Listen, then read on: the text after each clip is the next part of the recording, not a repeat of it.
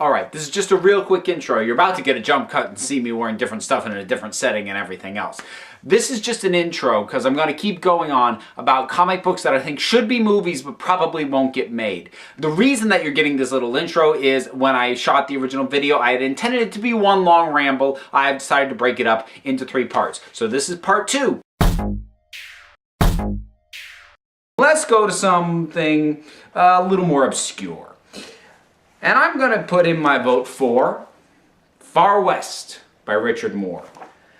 This thing, as far as I'm concerned, as it is, camera ready. It is a fun, exciting, PG-13 level romp with funny dialogue, a strong female lead, great action, a fun setting, and it's, if you can't guess from looking at it, that's an elf, that's a dragon, that's a classic Western setting, and that pretty much sums it up. You've got your basic fantasy tropes, you've got elves, you've got trolls, you've got goblins, you've got dragons in a Western setting with trains and the ghost towns and mines and all of those classic things, and it all mixes together really, really, really well.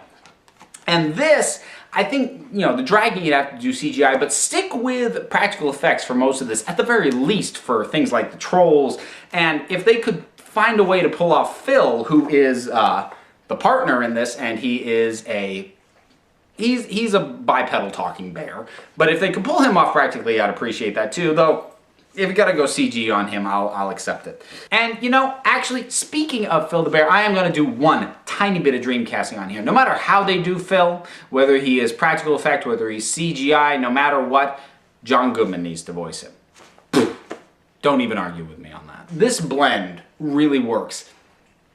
Probably never gonna happen though. 2 reasons. First of all, this particular book, it's, as much as I love it, it's a little bit obscure.